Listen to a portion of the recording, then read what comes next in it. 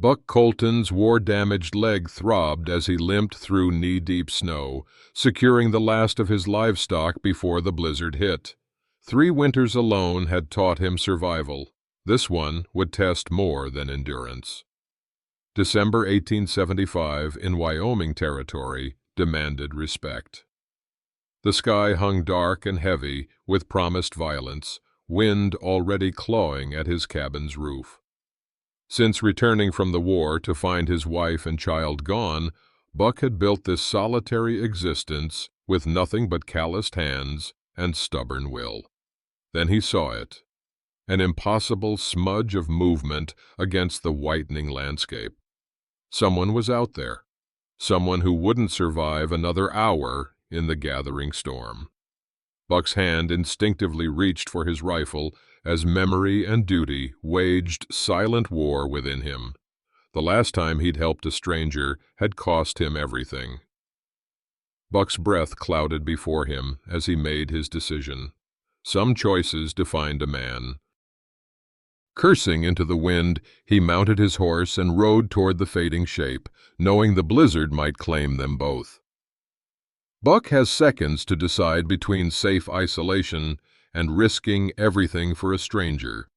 3 years of nursing his war wounds and grief, and now another life hangs in the balance if he doesn't act. What would you do? Protect your hard-won peace, or ride into a deadly blizzard for someone you've never met? Share your thoughts below, and like if you believe some risks are worth taking even when everything in you screams to stay safe. Subscribe to follow Buck's journey as he discovers that sometimes the things we're running from are exactly what we need to heal. Buck Colton's war-damaged leg ached with the coming storm, a living barometer more reliable than any instrument. He limped across the yard of his Wyoming ranch, his breath clouding in the December air of 1875. 3 winters alone had taught him the language of survival. The 4th promised to be the harshest yet. The sky hung low and heavy, pregnant with snow that would soon blanket the territory in frozen silence. Buck secured the last of his livestock in the barn, his movements efficient despite the stiffness in his left leg where a Confederate bullet had found its mark 12 years ago. He'd survived that war only to return home and find a different kind of battlefield. His wife and infant son claimed by typhoid while he was fighting someone else's cause. His cabin stood sturdy against the vast emptiness of the frontier, a monument to his solitude. Inside, the fire crackled hungrily, casting dancing shadows across the sparse furnishings. A table he'd hewn himself, a chair patched twice, shelves lined with supplies that might mean the difference between life and death once the blizzard locked him in. Buck poured coffee into a tin cup, the rich aroma one of the few luxuries he permitted himself. He'd learned to appreciate small comforts in a world that offered little mercy to men who dwelled too long on what they'd lost. From the window, he watched the first fat snowflakes begin their descent, earlier than he'd predicted. The wind picked up, moaning around the cabin's corners like a wounded thing. Buck's instincts stirred uneasily. This storm would be different. He felt it in the same bones that had carried him through Gettysburg and the long, empty years after. The blizzard descended with a vengeance that surprised even Buck's weather-wise senses. He'd intended to stay inside, but the panicked whinnying of his mare drove him back into the howling whiteness to check the barn's roof. The snow was already knee-deep, the wind a living entity that clawed at his heavy coat and stung his exposed skin with icy needles. On his return to the cabin, a dark smudge caught his eye, something that didn't belong in the endless white. Buck narrowed his gaze, years of tracking instincts cutting through the blinding snow. There, perhaps half a mile distant, what looked like an overturned wagon barely visible through the whiteout. "Damn fool travelers," he muttered. already knowing what conscience demanded, even as self-preservation argued against it. No one would survive the night in this. Buck cursed again, more creatively this time, and turned back to the barn. Minutes later, he urged his reluctant horse into the teeth of the storm, a rope tied around his waist and secured to the saddle horn, insurance against becoming lost in the swirling white void that had swallowed the world. He found the wagon broken beyond repair, its canvas covering shredded by the wind. No sign of horses, either dead or run off. Buck dismounted with difficulty, his bad leg protesting as he waded through the deepening snow. That's when he saw her. A woman half buried in white, her face as pale as the snow entombing her. Blood had frozen in her blonde hair, but the shallow rise and fall of her chest told Buck she still clung to life. "Ma'am, can you hear me?" he shouted over the wind's howl, dropping to one knee beside her. No response came from the unconscious woman. Buck's practiced eyes surveyed the scene: solo traveler, light wagon, city clothes. Everything about her spoke of someone unprepared for Wyoming's winter fury. Someone who'd likely be dead within the hour without intervention. Buck's hand hesitated on her shoulder. The last time he'd helped a stranger, he'd returned to find his family gone forever. The woman weighed little in Buck's arms as he carried her through the storm to his waiting horse. Getting her into the saddle while she remained unconscious presented a challenge, but Buck had wrestled half-wild steers that offered more resistance. He mounted behind her, one arm securing her against his chest as he turned the horse toward home, following their rapidly disappearing tracks.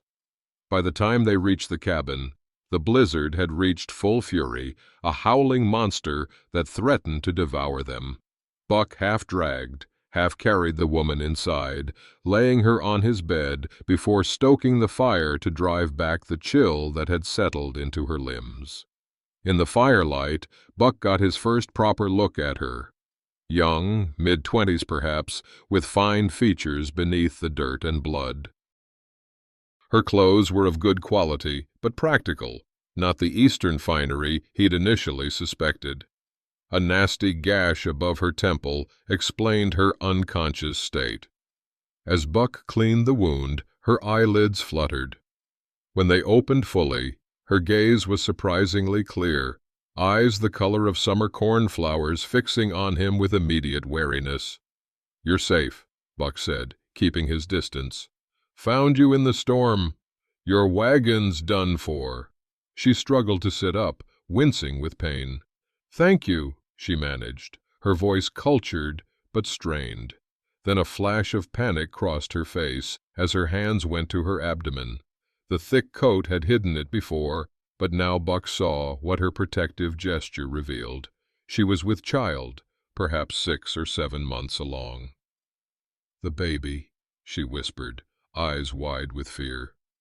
Buck's world tilted sideways, a pregnant woman, alone in a blizzard that would last for days.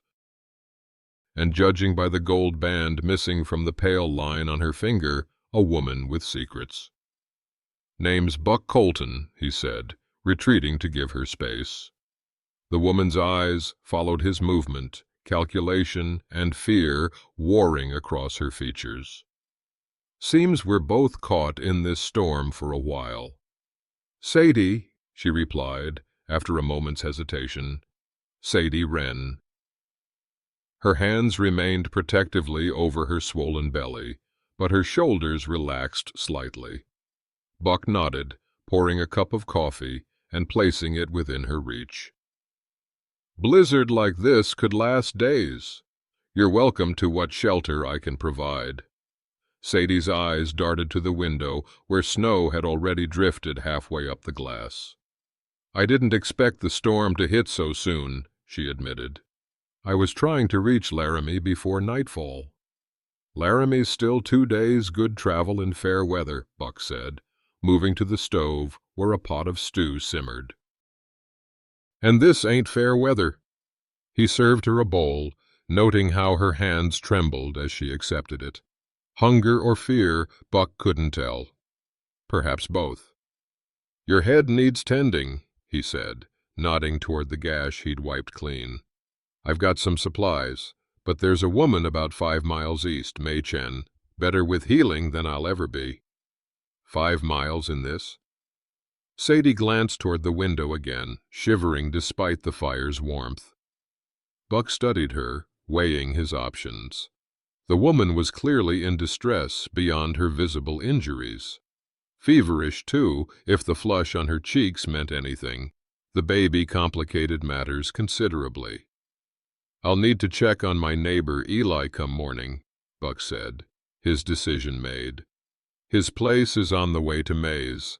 If the snow lets up enough to travel, I'll bring her back here." "Why would you help a stranger?" Sadie asked, suspicion edging her voice. Buck's eyes drifted to the small wooden cross hanging by his door, the only ornamentation in the Spartan cabin. "Let's just say I've seen what happens when help doesn't come." By midnight, Sadie's condition had deteriorated rapidly. Fever claimed her, bringing restless sleep and incoherent murmurs. Buck placed cool cloths on her forehead, remembering with painful clarity doing the same for his wife in those last desperate days. The blizzard showed no signs of abating, howling around the cabin like a hungry wolf. Buck knew waiting until morning was no longer an option. He pulled on his heaviest coat and wound a scarf around his face. "I'll be back," he told the semi-conscious woman. "You hold on, you hear?" Her only response was a feverish moan, one hand clutching unconsciously at her belly. The journey to Eli Tunstall's homestead was a nightmare of blinding snow and biting cold. Buck's war-damaged leg screamed in protest with each step his horse took through the deep drifts. Only his intimate knowledge of the terrain kept them moving in the right direction when all landmarks had vanished beneath winter's blanket. Eli answered his pounding on the door with a shotgun in hand, lowering it immediately upon recognizing Buck. "Christ almighty, man, what brings you out in this hellish night?" The 60-year-old homesteader pulled Buck inside, concern etched on his weathered face. "Need to get to Mei Chen's," Buck explained through chattering teeth. "Got a woman at my place, pregnant, injured, burning with fever." Eli's expression grew grave. "May's staying with me through the winter. Her place took damage in the fall storms."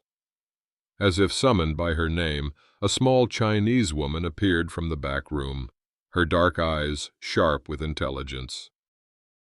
At 62, Mei Chen had survived the brutal treatment of railroad work camps and the subsequent prejudice of frontier towns by making herself indispensable, her knowledge of herbs and healing unmatched in the territory. "Who is sick?" she asked simply, already gathering her medicine bag. Mei worked silently, her experienced hands checking Sadie's pulse, temperature, and the baby's position. Buck and Eli waited by the fire, giving the women privacy. "You said you found her in a wrecked wagon," Eli asked quietly. "Traveling alone?" Buck nodded. No sign of a husband or traveling companions. "Strange time for a woman in her condition to be traveling these parts alone," Eli observed, the unspoken question hanging in the air. Buck merely grunted in response. It wasn't his place to question her circumstances, but Eli wasn't wrong. Wyoming territory in winter was harsh enough for men, let alone a pregnant woman apparently fleeing something or someone. May joined them an hour later, her face impassive. "Fever breaking, baby strong. She sleep now." "Will she be all right?" Buck asked. "Need rest, good food. No more travel until baby comes." May fixed Buck with a penetrating stare. "She afraid?" "Very afraid." Eli rubbed his grizzled chin. "Did she say anything about where she came from? Who she's running from?" "Not my business to ask," May replied.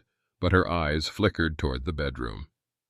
But she call different name in fever dream. Buck's instincts stirred. What name? She called herself Clara. Clara Boone. The name meant nothing to Buck, but the fact that Sadie Wren had given a false name confirmed his suspicions. The woman was in trouble beyond being caught in a blizzard. Late that night, with May and Eli asleep in the main room, Buck sat beside Sadie's bed. Her fever had broken, leaving her sleeping peacefully for the first time since he'd found her. Her eyes opened suddenly, startlingly lucid. "You brought help," she whispered. Buck nodded. "May says you and the baby will be fine." Tears welled in her eyes. "My name isn't Sadie," she confessed. "It's Clara, and I'm in terrible danger." Clara sat wrapped in blankets before the fire, her fever broken, but leaving her weak. 3 days had passed since Buck found her in the blizzard, and though the storm still raged outside, a more dangerous tempest was brewing within the cabin's walls. "My real name is Clara Boone," she began, her hands cradling a mug of May's herbal tea. "I worked as a teacher in Cheyenne." Buck remained silent, giving her space to tell her story. Eli and May sat nearby, their presence both support and witness.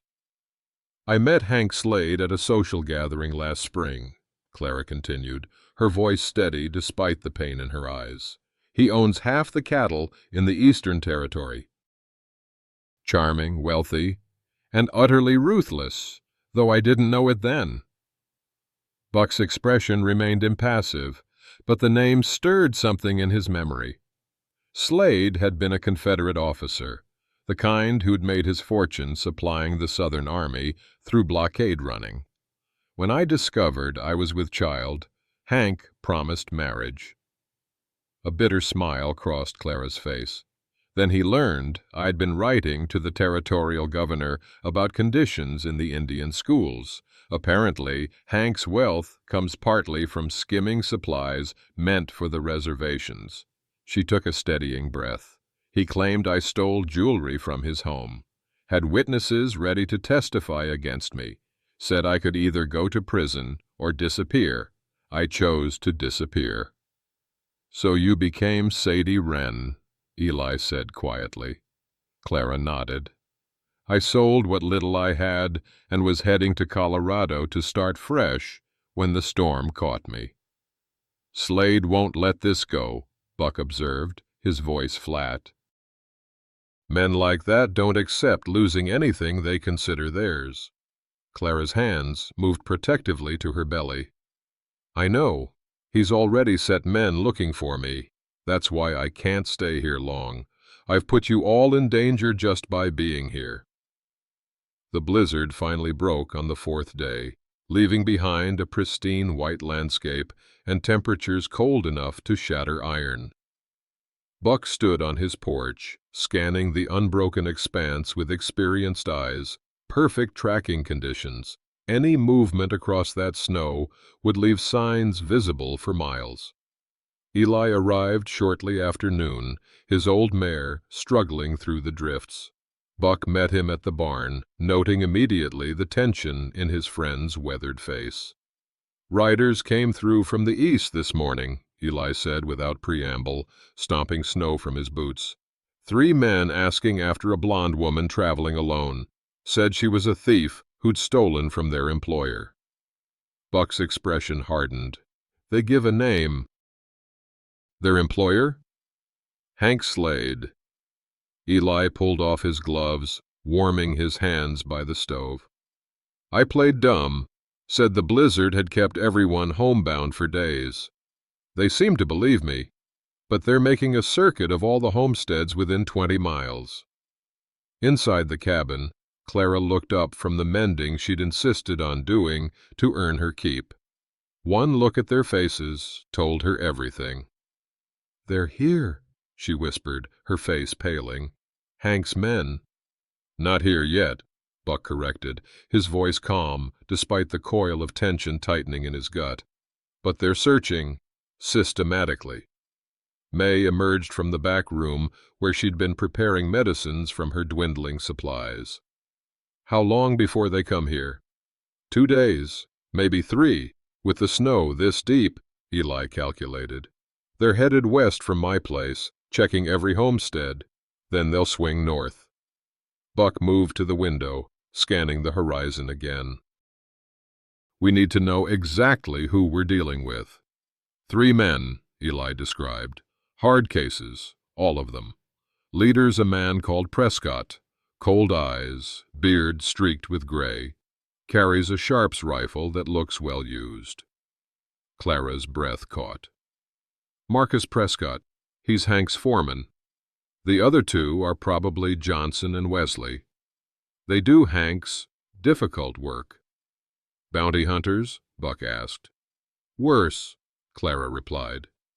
"They don't just find people, they make examples of them." The room fell silent as the implications settled over them. Buck's mind worked quickly, assessing options and discarding those too risky. "Eli," he finally said, "when you head back, take a different route. Make it look like you went straight home from town, not from here." "What about Clara?" May asked, her dark eyes concerned. Buck turned from the window, his decision made. "She stays here. If they come, they'll find only a rancher and his pregnant wife, waiting out the winter." That night, with May returned to Eli's homestead to avoid suspicion, Buck checked his weapons by lamplight. The Winchester rifle and Colt revolver had served him well during the war, and he maintained them with the same diligence now. Clara watched him from her seat by the fire. "You were a soldier," she observed quietly. Buck nodded, not looking up from his work. "Union cavalry, scout mostly." "And Hank Slade was Confederate," Clara said. "Did you ever cross paths during the war?" Buck's hands stilled momentarily. "Once, near Chancellorsville." His voice had gone flat, emotionless. "My unit was ambushed. Slade commanded the Confederate patrol." Understanding dawned in Clara's eyes. "That's where you were wounded." "Among other things." Buck resumed cleaning the rifle, his movements precise. "Slade had a reputation for not taking prisoners. I was one of the few who made it out." "You never mentioned knowing him," Clara said carefully. "Didn't realize it was the same man until you described him," Buck replied. "Territory's big. Never expected to encounter him here." The revelation hung between them, adding another layer of complication to an already dangerous situation. Not just a pregnant woman fleeing false accusations, but a connection to Buck's past that made Slade doubly dangerous. "If he discovers you've helped me," Clara began. "He won't," Buck cut her off. "To him, you'll be Mrs. Colton, my wife of 8 months, nothing more." The words landed between them, simple and practical, yet carrying implications neither was ready to fully acknowledge. Clara insisted on helping despite her condition, taking over cooking and mending while Buck reinforced the barn and laid in extra firewood. The second pregnancy trimester had brought her renewed energy, and the forced inactivity of recovery had left her restless. "You don't need to earn your keep," Buck told her as she served a stew that tasted better than anything that had come from his pot in years. "I need to be useful," she replied simply, "especially if I'm to be Mrs. Colton convincingly." A ghost of a smile touched Buck's normally stern features. "Most folks around here haven't met Mrs. Colton. We can say we married in Laramie last spring." "And the baby?" Clara asked, one hand resting on her swollen belly. "Mine," Buck said without hesitation. "Any man who'd question that isn't worth speaking to anyway." They fell into a comfortable silence, the howling wind outside contrasting with the warm stillness within. For the first time in years, Buck's cabin felt like something more than shelter, a sensation both welcome and unsettling. "Thank you," Clara said suddenly, her eyes meeting his. "Not just for the rescue, but for believing me when you had no reason to." Buck studied her face in the firelight, seeing not just beauty there, but a strength that matched the steel in her spine. She hadn't broken under Slade's threats, hadn't surrendered to the blizzard's fury, hadn't given up on her child's future. "Some things you don't need reasons for," he replied quietly. "Just eyes to see what's true." A week after the blizzard, the temperature rose just enough to turn the hard-packed snow treacherous. Buck stood on his porch at dawn, noting the tracks that marred the previously pristine expanse around his property. Deer, mostly, and the wolf pack that had been haunting the ridge to the north. But there, cutting across the eastern edge of his land, horse tracks. 3 riders, moving slowly, deliberately. Buck limped back inside, where Clara was just stoking the morning fire. The days of rest and May's remedies had restored her health, though her advanced pregnancy now made movement awkward. "They're coming," he said simply, reaching for his rifle. Clara's hands stilled on the poker. "Today? By noon, I reckon." Buck checked the rifle's action, the familiar motion calming. "Remember what we discussed. You're Sarah Colton, my wife since spring. We met in Laramie where you were teaching school." Clara nodded, one hand unconsciously moving to her belly. "And the baby is yours, due in early February. Eli will back our story if they question him. May, too." Buck hung the rifle on its pegs by the door, visible but not threatening. "Just let me do the talking." They ate breakfast in tense silence, each lost in their own thoughts. Clara washed the dishes afterward, her movements precise despite the tremor in her hands. Buck watched her from his seat by the window, struck by her courage in the face of such danger. "They won't take you," he said suddenly, the words emerging unbidden. "I give you my word on that." Clara turned to him, her eyes bright with unshed tears. "I know," she replied softly, "but at what cost to you?" Before Buck could answer, a sharp pain crossed her face. Her hands clutched at her swollen abdomen as she gasped, bending forward. "Clara?" Buck was on his feet instantly. "The baby," she whispered, eyes wide with panic. "Something's wrong." "It's too early," Clara gasped, her face contorted with pain. "Almost 6 weeks too early." Buck helped her to the bed, his mind racing. The timing couldn't have been worse. Slade's men approaching, a baby coming prematurely, and no time to fetch May from Eli's homestead. "Try to breathe slow," he said, fighting to keep his voice calm. "I'll get May." Clara's hand shot out, gripping his wrist with surprising strength. "No, there's no time. They'll see you. They'll know." Another contraction seized her, stronger than the first. Buck recognized fear in her eyes, not just for herself or the approaching hunters, but for her child. "I delivered foals and calves," Buck said, trying to sound more confident than he felt. "And I assisted the field surgeons during the war. We'll manage until I can get May here." He gathered clean linens and water, moving with efficient purpose, while Clara's labor progressed with unexpected speed. First births usually came slowly, but fear and stress had accelerated the process. Within an hour, her contractions were coming regularly, each wave drawing a muffled cry despite her attempts to remain silent. Buck checked the window between preparations.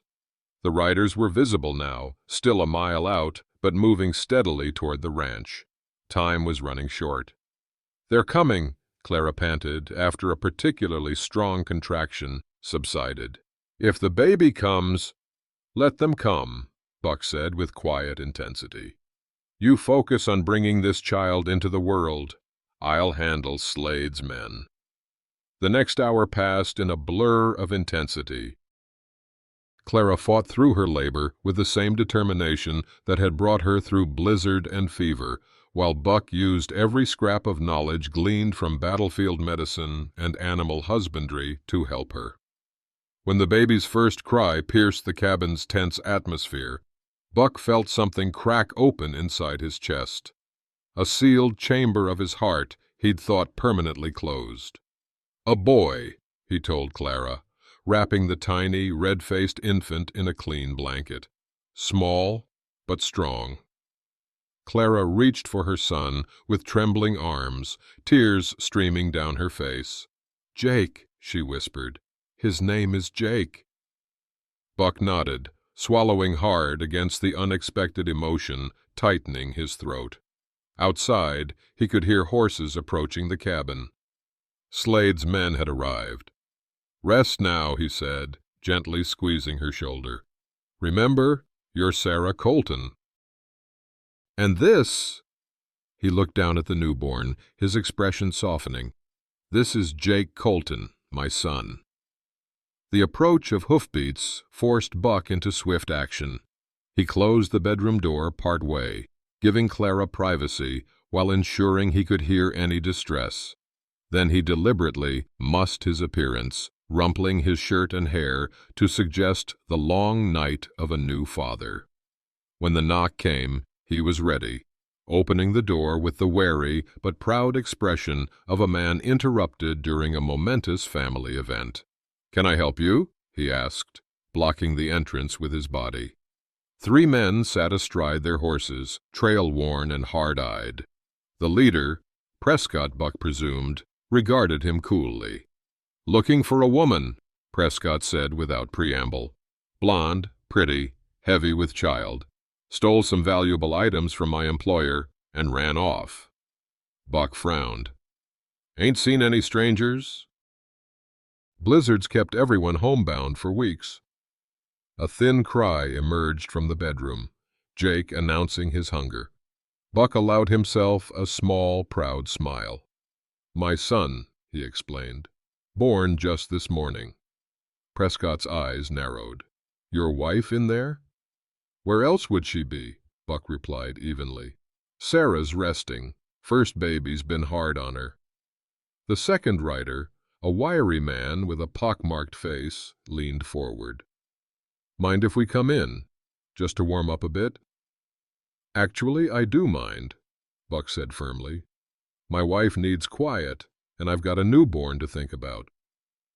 Prescott studied Buck's face, looking for deception. Buck met his gaze steadily, years of military discipline evident in his unflinching stare. After a tense moment, Prescott nodded. "Congratulations on your son," he said, though no warmth touched his eyes. "We'll be moving on." Buck watched them ride away, knowing this was merely a reprieve, not a resolution. When he returned to Clara's side, she was nursing Jake, her face both exhausted and radiant. "We need to make this real," Buck said quietly. "A proper marriage, on paper, before a justice. It's the only way to truly protect you both." The justice of the peace arrived 3 days later, not alone, but accompanied by Sheriff Thomas Blackwood. Buck's stomach tightened at the sight of the lawman, but he greeted both men with the calm demeanor of a new father eager to legalize his family. "Mighty unusual to request a wedding right after a birth," Blackwood observed, as the justice prepared the necessary documents. "Most folks handle that business beforehand." "Sarah and I exchanged private vows months ago," Buck explained, the story they'd rehearsed flowing naturally. "With the baby coming early, seemed prudent to make it official." The sheriff's eyes moved to Clara, who sat holding Jake, the picture of a contented new mother, despite the anxiety Buck knew she must be feeling. "Mrs. Colton," Blackwood nodded respectfully. "Or soon to be, officially. You're not from these parts, I believe?" "Laramie," Clara replied with a gentle smile. "I was teaching school there when Buck and I met." Blackwood seemed satisfied, but something in his expression suggested he wasn't entirely convinced. Well, congratulations to you both. Though it's curious, had some men through town asking after a pregnant blonde woman. Different name, though, Clara something. Boone, Buck supplied calmly. Clara Boone. Heard about her myself from Eli. Shame if she's in trouble. January brought bitter cold and fresh snow, blanketing Buck's ranch in deceptive tranquility. The official marriage had taken place with only Eli and May as witnesses, the justice of the peace performing the ceremony in Buck's cabin, while baby Jake slept in his makeshift cradle. But peace was an illusion. Sheriff Blackwood's questions had left a lingering unease, and word had spread through the scattered community about Buck Colton's sudden family. "Martha Wilson's been asking questions," Eli reported during one of his visits, referring to the widow who ran the general store and served as the unofficial center of local gossip. "Says it's mighty convenient how you found yourself a wife and child all at once." Buck continued repairing a harness, his expression unchanged. "People will talk, always do." "Talk's one thing," Eli pressed. "But Blackwood's been listening. Something about those men hunting Clara Boone has him curious." Clara, now legally Sarah Colton, looked up from where she sat nursing Jake. The baby had gained strength since his early arrival, his lusty cries and hearty appetite reassuring them both. "Do you think the sheriff suspects?" she asked quietly after Eli had departed. Buck considered the question carefully. "Suspects, maybe. Knows. No. But Slade has influence with territorial officials. If he pushes hard enough—" He didn't need to finish the thought. Clara understood the precarious nature of their situation. The marriage certificate provided legal protection, but if Slade convinced authorities that Sarah Colton was actually Clara Boone, wanted for theft, their carefully constructed life could collapse. "I've brought nothing but danger to your door," Clara said, her voice tight with emotion. "You should have left me in that blizzard." Buck moved to her side, his normally stern features softening as he looked at Jake. "No," he said simply. "I shouldn't have." His rough hand gently brushed the baby's downy head, a gesture so tender it brought tears to Clara's eyes.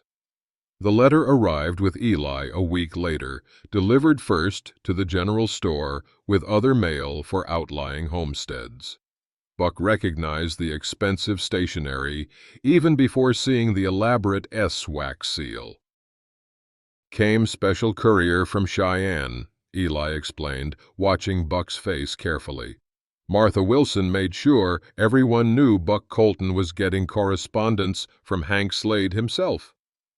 Clara paled at the name, instinctively drawing Jake closer to her chest. Buck opened the letter with steady hands, though his expression darkened as he read. "He knows," Buck said finally, passing the letter to Clara. The message was brief, but unmistakable. "Colton, my property has found its way to your keeping. While I admire the attempt at deception, we both know the woman calling herself your wife belongs to me, as does the child she carries. My men were perhaps too easily misled, but I am not. I will be traveling to your territory on business in February. I expect the return of what is mine, or I shall be forced to reclaim it through official channels. The territorial judge is a personal friend who will look favorably upon my claims of theft against Clara Boone. I trust you are wise enough to avoid unnecessary complications. Hank Slade." "He's coming himself," Clara whispered, the letter trembling in her hand. "And he still thinks. He doesn't know Jake has been born." Buck took the letter back, consigning it to the fire where it curled and blackened. "Good. Let him think that. Gives us time." Time for what? Clara asked, fear evident in her voice. He'll bring the law with him, his money, his influence. I know men like Slade, Buck said, his voice hardening. They believe their wealth makes them untouchable, makes them careless. He moved to the window, staring out at the snow-covered landscape. February, he murmured, 3 weeks to prepare. That night, with Jake finally asleep, Buck found Clara sitting before the fire, tears streaming silently down her face.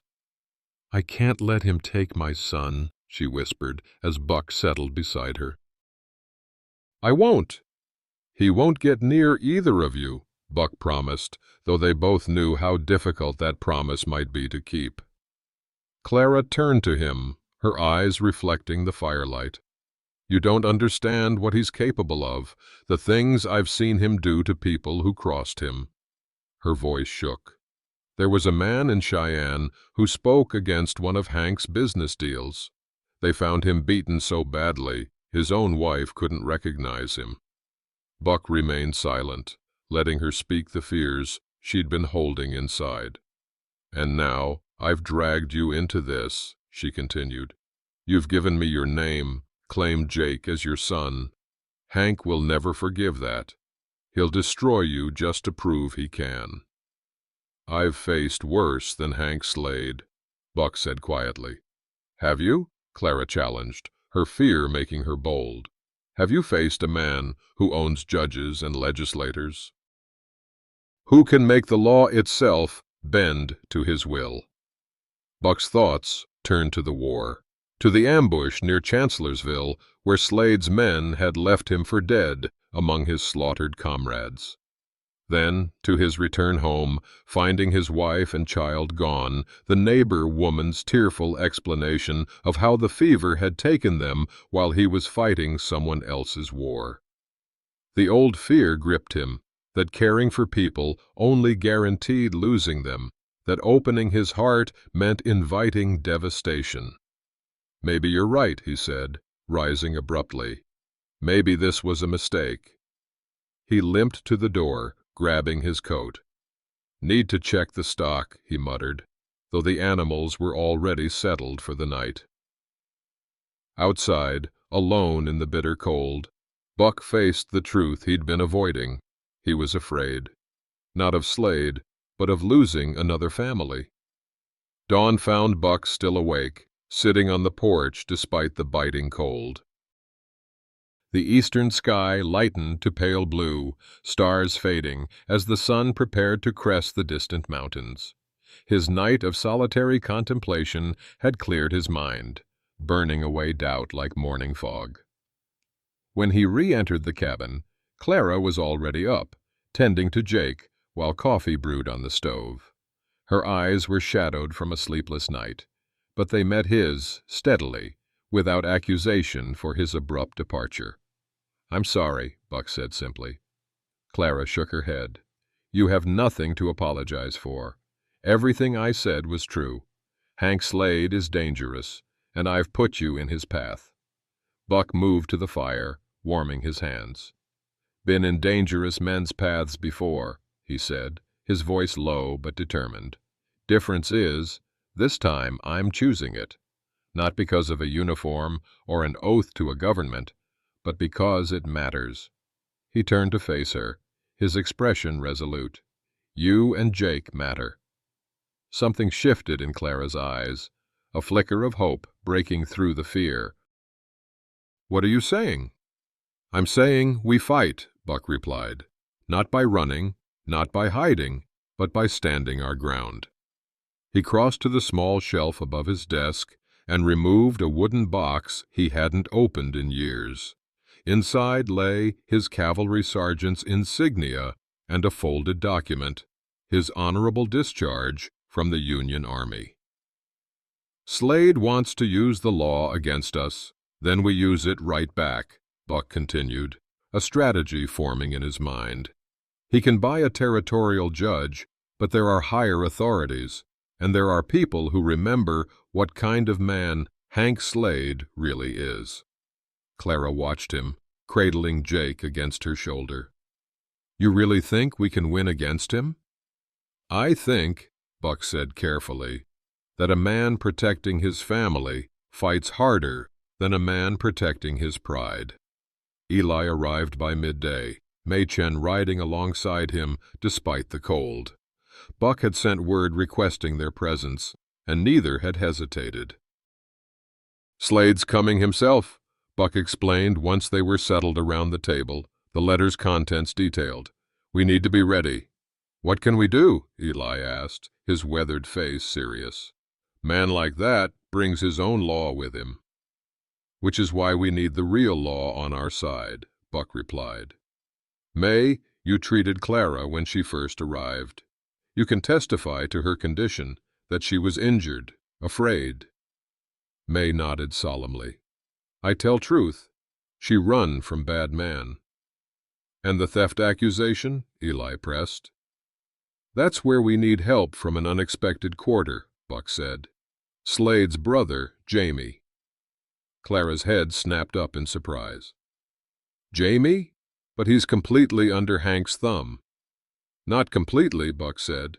"Word is, the brothers have been at odds since Hank took control of their father's business. Jamie got pushed aside, given just enough to keep him comfortable, but no real power." "How do you know this?" Clara asked. "Sheriff Blackwood," Buck answered. "He's not a friend exactly, but he's an honest man. We spoke after the wedding. He has concerns about Slade's influence in the territory." Eli stroked his beard thoughtfully. "Jamie Slade's been staying at the Wilsons' boarding house in town for near a month, keeping to himself mostly, drinking too much, from what Martha says." "A man with resentments," Buck observed, "and possibly knowledge of his brother's business dealings." "Even if Jamie helped," Clara interjected, "Hank would just claim he's a drunk and a liar." "Maybe," Buck conceded, "but combined with other evidence, other testimonies." He looked at each of them in turn. "We build a case strong enough that even Slade's pet judge can't ignore it." May's dark eyes gleamed with understanding. "You not just defend, you attack." Buck nodded grimly. "Exactly." Jamie Slade cut a pathetic figure hunched over his whiskey at the back table of Wilson's establishment. Once handsome, his features had blurred with drink and disappointment, his expensive clothes showing signs of neglect. Buck settled into the chair across from him without invitation. Jamie looked up, irritation quickly replaced by wariness as he registered Buck's stern countenance. "Don't believe we've met," Jamie said, words slightly slurred. "Buck Colton." He let the name hang between them, watching Jamie's face closely. Recognition flickered in the younger Slade's bloodshot eyes. "Ah, the man who married Clara Boone." "Sarah Colton is my wife," Buck corrected evenly. "Mother of my son." Jamie laughed without humor. "That's the story, is it? Well, my brother has a different version. Says she's a thief who stole family heirlooms. Valuable ones." "We both know that's not true," Buck replied, leaning forward. "Just like we both know what kind of man your brother really is." Jamie's hand tightened around his glass. "Careful, Colton. That's still my blood you're speaking of. Blood that's kept you on a short leash while he runs what should have been a shared empire," Buck observed. "Blood that's made sure everyone knows Jamie Slade is the unreliable brother, the drunk, the disappointment." Anger flashed across Jamie's face, quickly replaced by resignation. "What do you want from me?" "The truth," Buck said simply. "About the jewelry Clara supposedly stole. About your brother's business with the Indian agencies. About what really happened to the last person who crossed him." Jamie drained his glass, signaling for another before responding. "You have no idea what you're asking. Hank would kill me." "He's coming here," Buck pressed, "in less than 2 weeks. He means to take my wife and child, to destroy my family. I won't let that happen." Jamie studied Buck's face, seeing something there that made him pause. "Your family," he repeated softly. "You really do think of them that way, don't you?" "They are my family," Buck stated without hesitation, "in every way that matters." Jamie was silent for a long moment, conflict evident in his features. Finally, he sighed heavily. "Hank keeps records of everything, always has, says it's insurance." "Where?" Buck asked. "In his saddlebags. Never travels without them." Jamie's voice dropped to a whisper. "Help me, and I'll help you find them when he arrives." February arrived with a brilliant blue sky and deceptive sunshine that did little to warm the frozen landscape. Buck stood on his porch, watching the horizon where a cloud of snow dust announced approaching riders. 5 men, not the 3 he'd expected. Buck recognized Prescott at the lead, beside a figure whose straight-backed military bearing could only be Hank Slade himself. Jamie rode slightly behind, his posture tense despite the flask he'd been nursing throughout the journey. 2 armed men brought up the rear, hired guns with cold eyes and ready hands. Inside, Clara cradled Jake against her shoulder, her face pale but composed. They had prepared for this moment, discussed every possibility, but the reality of Slade's arrival still sent fear coursing through her. "Remember," Buck said quietly, "no matter what happens, what's said, you are Sarah Colton. Jake is my son. That's the truth now." Clara nodded, pressing a gentle kiss to Jake's head.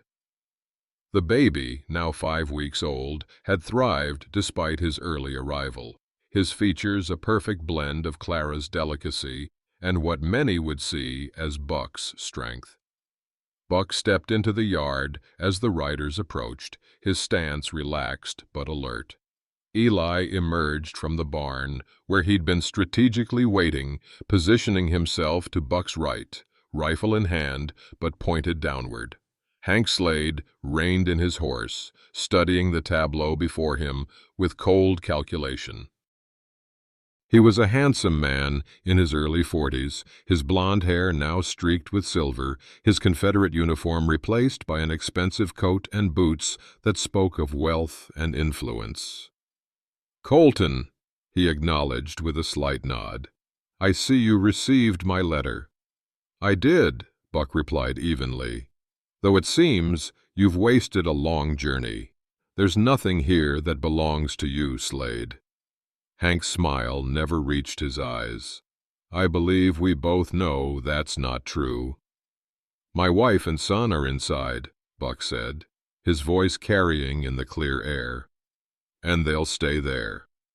Hank dismounted with fluid grace that belied his years, his expensive boots crunching on the snow. "Your wife is Clara Boone, a woman wanted for theft in Cheyenne, and that child she carries is mine." "Her name is Sarah Colton," Buck corrected calmly. "Has been since we were married by Justice Wallace with proper witnesses. And our son Jake was born right here in this cabin 5 weeks ago." Something flickered across Hank's face, surprise quickly masked by anger. "A birth doesn't change blood," he snapped, "and papers can be challenged." "On what grounds?" Eli interjected, stepping forward. "I witnessed their marriage myself. So did May Chen and Sheriff Blackwood." "On grounds of fraud," Hank replied smoothly. "The woman entered into marriage under a false identity. She is Clara Boone, and she stole valuable jewelry from my home before fleeing." Buck maintained his calm demeanor. Strange accusation, considering Clara Boone was a schoolteacher earning barely enough to live on. Where would she have worn such finery? Who saw her with it? "I don't need to explain myself to a rancher," Hank said dismissively. "I have a territorial judge's order." He withdrew an official-looking document from inside his coat. "For the arrest of Clara Boone and the recovery of stolen property." Interesting timing, Buck observed. This sudden concern for jewelry, only after you learned she was with child. Hank's eyes narrowed. Watch yourself, Colton. I have the law on my side. Do you? Buck challenged. Sheriff Blackwood seems to have some questions about that. He nodded toward the ridge, where another group of riders was approaching, Sheriff Blackwood at the lead, May Chen and Martha Wilson among them. I took the liberty of inviting some witnesses, Buck continued, people interested in the truth. What truth would that be? Hank sneered. That the jewelry wasn't stolen. It was given to Clara as a gift, Jamie Slade said suddenly, urging his horse forward. That you accused her of theft only after learning she was documenting your embezzlement from the Indian agencies. Hank's face contorted with rage. You treacherous drunk.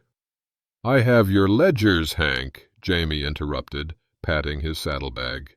The real ones, showing every penny you diverted, every shipment of blankets and food you sold off while people starved on the reservations.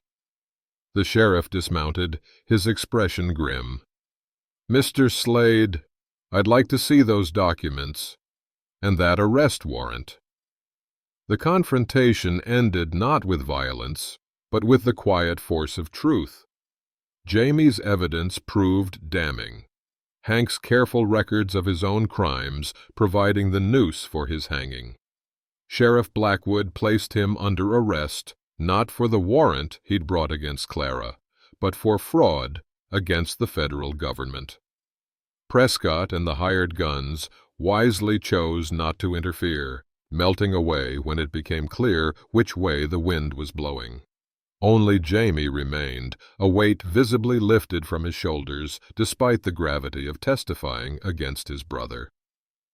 Thank you, Clara told him quietly as Blackwood led Hank away. Jamie nodded awkwardly. He wasn't always like this, he said, though his tone suggested he didn't quite believe it himself. Power changes people. So does love, Buck observed, his arm around Clara's shoulders as she held Jake.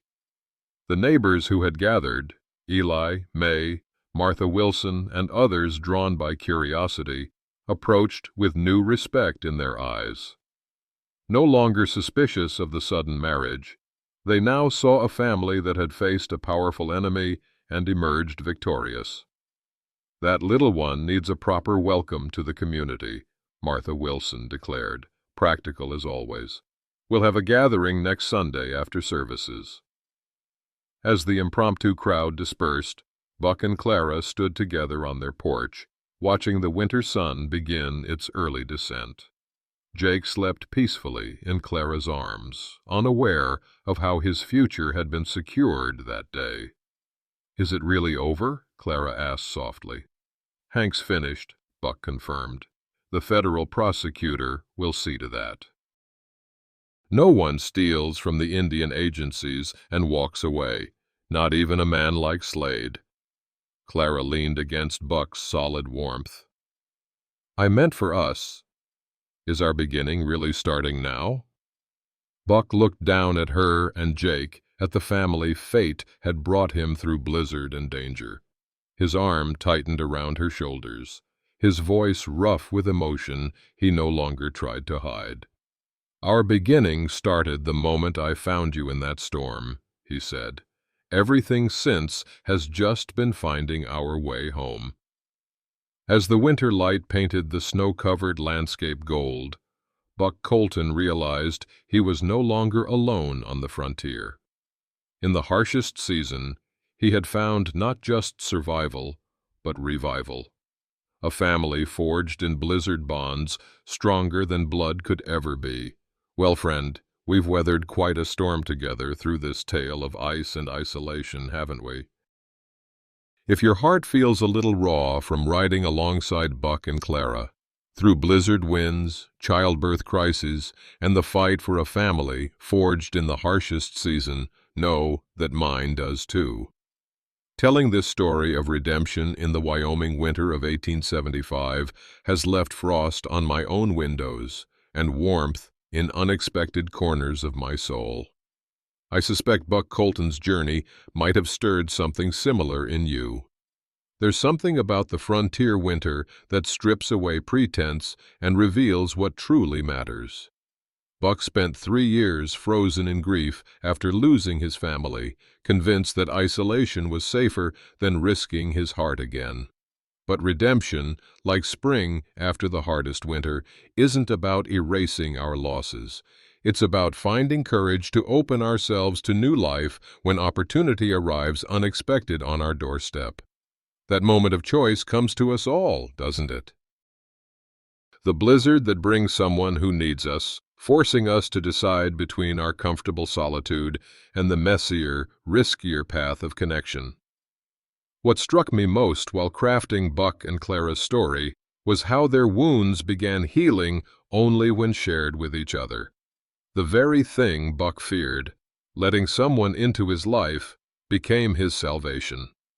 Clara, carrying not just her unborn child, but the heavy burden of false accusations, found strength in Buck's belief in her.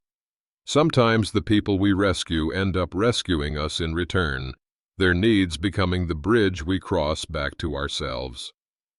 Though our modern world may seem far removed from that 1875 Wyoming homestead, I've come to see how similar our essential struggles remain. We may not face down cattle barons or survive blizzards in remote cabins, but we all know what it means to protect what we love against forces that would take it from us. We all understand the quiet courage required to claim family not through blood, but through choice and commitment. Buck and Clara's frontier might be history, but their discovery, that love creates its own legitimacy, remains as relevant as this morning's sunrise. In the end, Buck Colton learned what snow-laden winds have always whispered to those willing to listen. We're not defined by what we've lost, but by what we choose to protect. Second chances aren't just given, they're claimed, one difficult decision at a time, through blizzards that threaten to bury us until we find unexpected warmth in another's presence. Thank you for traveling this snow-covered trail with me, friend. Stories only truly live when they find hearts willing to shelter imperfect characters seeking redemption. Your willingness to journey with Buck from his isolated cabin to that final confrontation is what transforms these mere words into something that endures beyond the last page. Buck and Clara's story has me reflecting on the families we create through choice rather than blood. Those bonds formed in life's harshest seasons that prove stronger than any legal document or biological connection. We all face moments when opening our hearts feels more dangerous than any physical threat, when trusting another person requires more courage than facing a blizzard. Have you ever found family in unexpected places or people? Have you experienced a connection that transcended traditional definitions of belonging? Share your story in the comments below, because chosen families deserve to be celebrated, whether forged on the frontier or in your own modern life. If Buck's journey from isolation to embracing a family built on love rather than blood has resonated with something in your own heart, I'd be grateful if you'd hit that like button and consider subscribing. The West is full of stories about people finding home in unexpected places and unexpected faces, and I'd be honored to share more of them with you. Until next time, may your hearth stay warm and your chosen family stay close through whatever blizzards life sends your way.